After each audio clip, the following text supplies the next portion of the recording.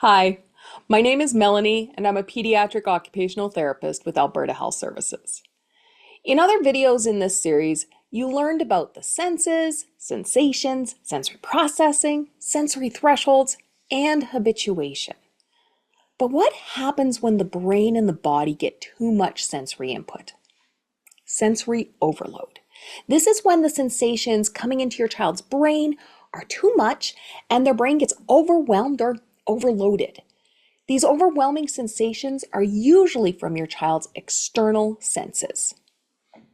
Imagine all the different thresholds for your child's external senses getting triggered at the same time.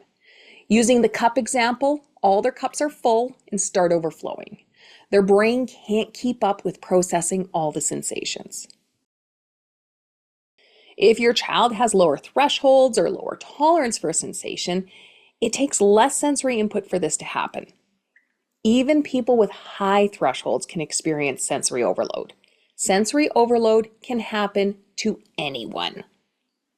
Adults usually notice when they're getting overwhelmed by sensations, and they can leave or withdraw from the sensory input before they get completely overloaded. They withdraw and give themselves time to reset their brains. Your child may struggle to realize they are getting overwhelmed by sensation, and they won't always be able to leave or withdraw from sensation. When they can't leave and don't realize they're getting overwhelmed, it's more common to see sensory overload. When your child's brain gets overwhelmed with sensory information, it can't keep up. It protects itself by going into fight, flight, or freeze mode.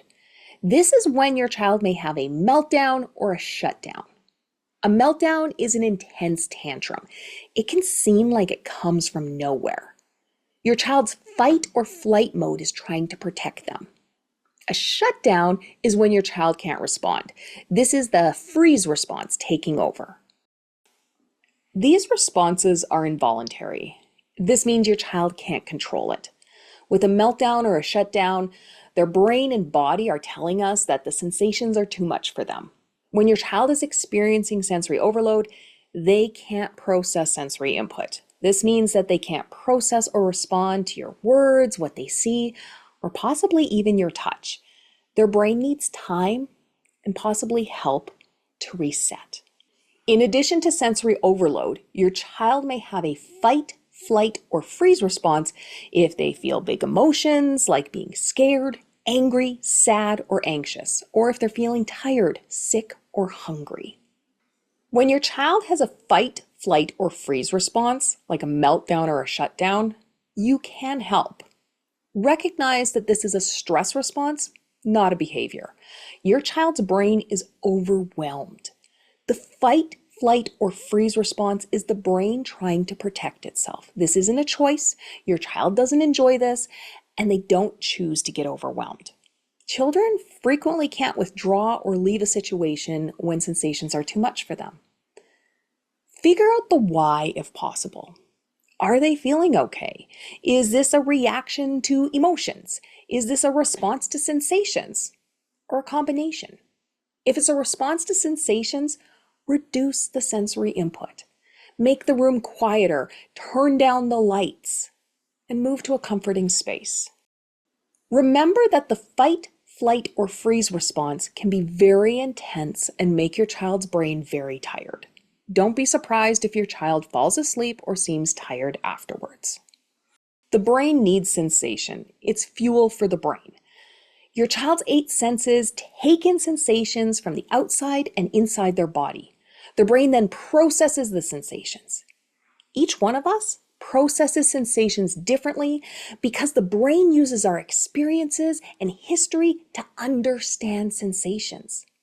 This means everyone has sensations that they like and sensations they don't like. The likes and dislikes are unique to each person. In addition to these preferences, people need different levels or intensity of sensation to notice or register it in their brain. The amount of intensity needed is the sensory threshold. Thresholds can be low, high, or most often somewhere in between. When the sensation coming into the brain is too much, or all the thresholds are triggered, This can overwhelm the brain and result in sensory overload. If you're looking for more information about sensory processing, please visit ahs.ca/pedrehab for more resources. Thank you for watching. Find information, support, and services for you and your child by clicking on the link in the description.